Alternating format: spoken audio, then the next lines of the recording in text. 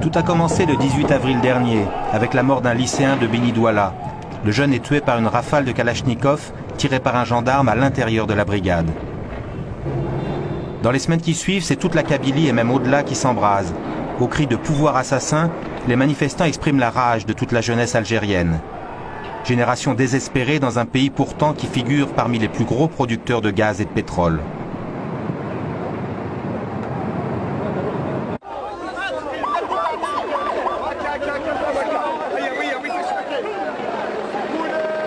Trois mois d'émeutes, de combats de rue, 3 mois de marches et de manifestations. La colère des Kabyles en Algérie n'est pas retombée. On est en train de nous exciter. Ce mouvement issu de la base, qui se méfie des partis politiques, est un véritable défi au pouvoir. Mercredi 4 juillet, opération Ville morte.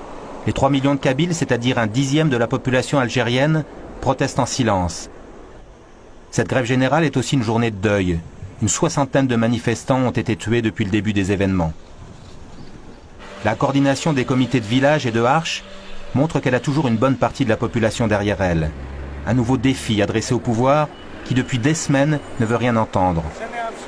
Le président Bouteflika déclare que le mouvement est manipulé, il y voit un complot de l'étranger.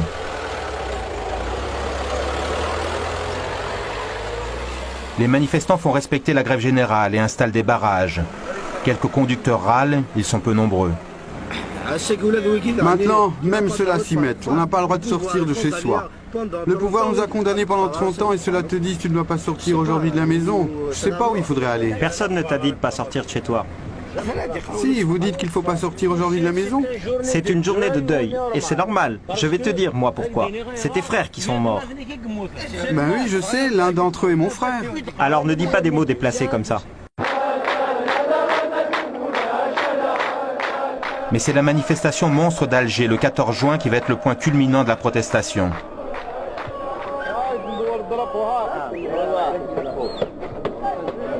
Les manifestants sont venus par bus, certains même à pied plusieurs jours avant. Des centaines de milliers de personnes convergent vers la capitale, à l'appel de la coordination des Arches. Elles veulent le retrait des forces de gendarmerie, la reconnaissance de la langue berbère.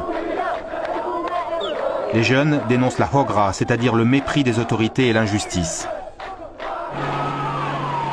L'une des plus impressionnantes manifestations depuis l'indépendance se termine dans la confusion. Des jeunes provocateurs infiltrés parmi les manifestants cassent l'élan populaire. 4 morts, 300 blessés, un traumatisme pour les organisateurs.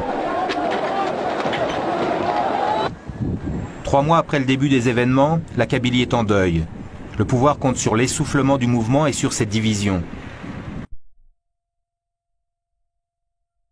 Assassin, assassin, assassin, pouvoir assassin, pouvoir assassin, pouvoir assassin, assassin, assassin, pouvoir assassin, assassin.